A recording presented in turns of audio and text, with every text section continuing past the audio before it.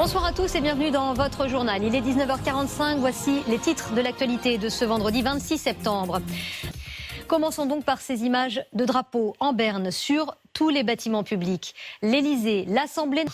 Outre cette marque publique de deuil, de nombreux rassemblements ont eu lieu aujourd'hui pour exprimer tristesse et indignation. L'un des cortèges s'est réuni devant la Grande Mosquée de Paris à l'appel du président du Conseil français du culte musulman. Il entend lui aussi dénoncer l'horreur barbare des terroristes. Aurélien Romano, Clément Vechter, Irène Candel et nos correspondants en région. 2 jours après l'assassinat du Français, l'enquête, quant à elle, se concentre sur les 5 personnes qui l'accompagnaient, dont son trek en Kabylie. 5 personnes qui ont été interpellées. Ces hommes ont été kidnappés en même temps qu'Hervé Gourdel, mais relâchés par les ravisseurs. Alors pourquoi le Français a-t-il été vendu par quelqu'un qu'il connaissait? L'Algérie, en tout cas, participe activement à la traque des terroristes. Samuel Duhamel et Julien Ababou. Et après cet assassinat, la France, en guerre contre l'État islamique, appelle ses ressortissants à la plus grande vigilance. La France qui a décidé d'élargir sa carte des pays à risque. Il passe d'une 30aine à une 40aine. Et même si Paris veut éviter tout effet de panique, cette information perturbe le secteur du tourisme. Éric Hervé, Jean-Claude Frédier et Jérôme Dussart.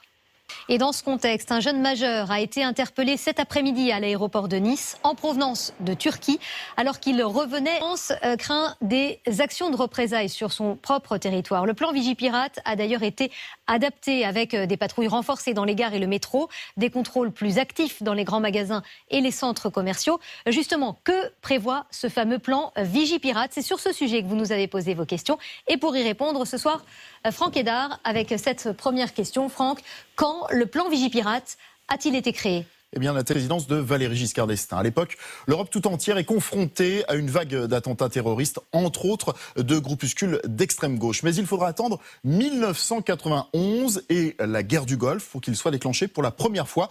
Puis septembre 1995 et l'explosion d'une voiture piégée devant une école juive de Villeurbanne, attentat attribué à des activistes islamistes. Justement, deuxième question, quels sont les différents niveaux du plan Vigipirate? Le code du niveau le plus faible au niveau le plus élevé a été abandonné depuis le début de l'année. Voici la signalétique utilisée, activée. Aux policiers et gendarmes s'ajoutent 1000 militaires déployés sur le territoire français. Et cette précision de l'état-major des armées, contrairement à certaines rumeurs, les soldats patrouillent bien avec les munitions sur eux. Le second niveau, nous n'en sommes pas encore là. Vigipirate alerte attentat n'est prévu que pour faire face à une menace imminente, avec notamment à la clé un renforcement des contrôles d'identités et des fouilles. Dernière question, Franck, on nous demande quels sont les sites les plus protégés. Naturellement, ports, les sites touristiques et les lieux de culte font l'objet d'une surveillance accrue, tout comme les centrales nucléaires, les dépôts de carburant, les réseaux de communication, de gaz, d'électricité et d'eau potable. Surveillance renforcée également dans les grands magasins et les centres commerciaux où les agents de sécurité peuvent exiger des clients qu'ils ouvrent leur sac pour en contrôler le contenu. Un contrôle visuel uniquement. La fouille n'est pas autorisée. Par ailleurs, la surveillance des accès à certaines entreprises a été renforcée. Contrôle d'identité, des badges et puis présence aussi de détecteurs de métaux. Autre question du jour, alors que la France... Pour clore ce chapitre, sachez enfin que les députés britanniques ont donné leur feu vert. 12e jour de grève à Air France. Les pilotes poursuivent le mouvement au moins jusqu'à mardi, alors que leur principale revendication a été prise en compte. Le projet de filiale à Bakou, Transavia Europe, a été retiré. Mais pourquoi sont-ils toujours mobilisés? Le Premier ministre Manuel Valls, lui, demande fermement l'arrêt du mouvement. Explication, Mélanie Favreau, Bruno Marquet et Marc Guéring.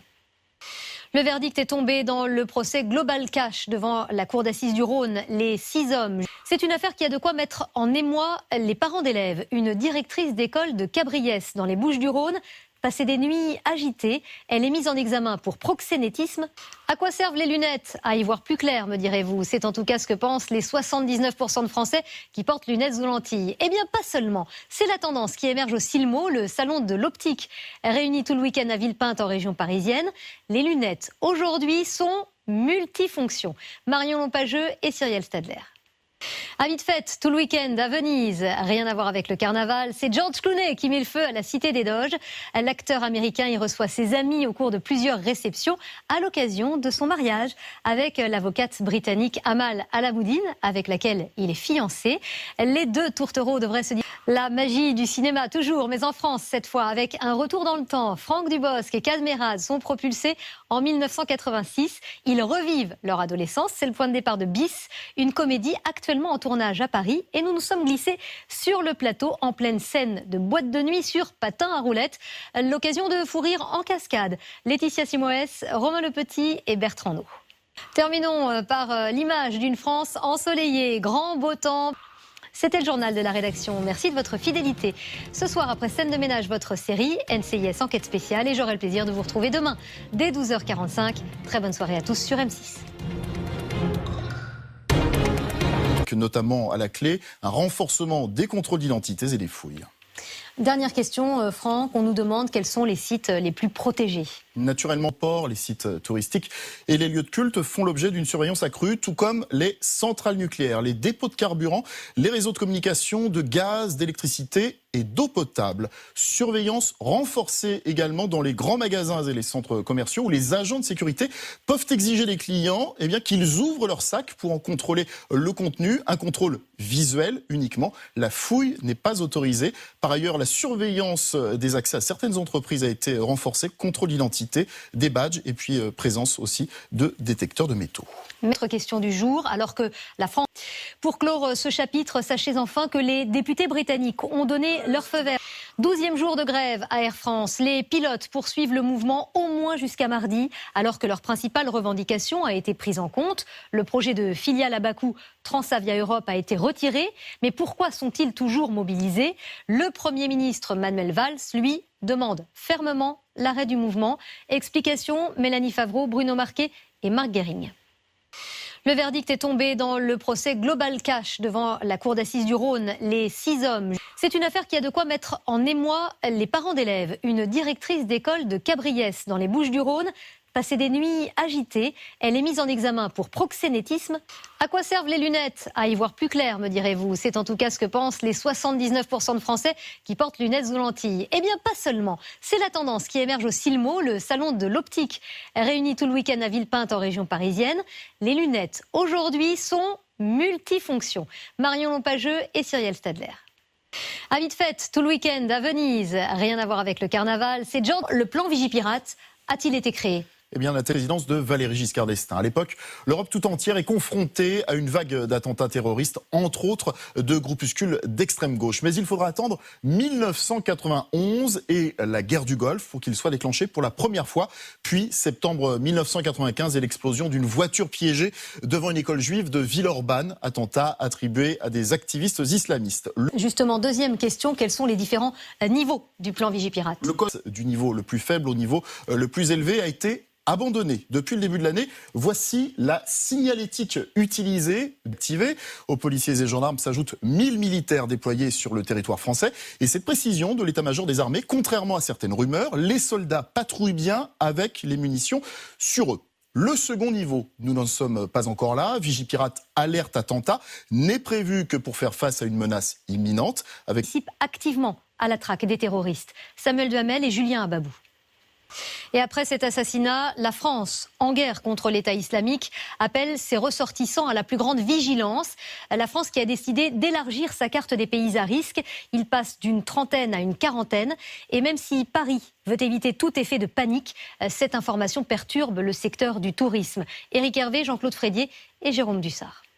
Et dans ce contexte, un jeune majeur a été interpellé cet après-midi à l'aéroport de Nice en provenance de Turquie alors qu'il revenait. France craint des actions de représailles sur son propre territoire. Le plan Vigipirate a d'ailleurs été adapté avec des patrouilles renforcées dans les gares et le métro, des contrôles plus actifs dans les grands magasins et les centres commerciaux. Justement, que prévoit ce fameux plan Vigipirate? C'est sur ce sujet que vous nous avez posé vos questions. Et pour y répondre ce soir, Franck Hédard avec cette première question. Franck, quand? Bonsoir à tous et bienvenue dans votre journal. Il est 19h45, voici les titres de l'actualité de ce vendredi 26 septembre.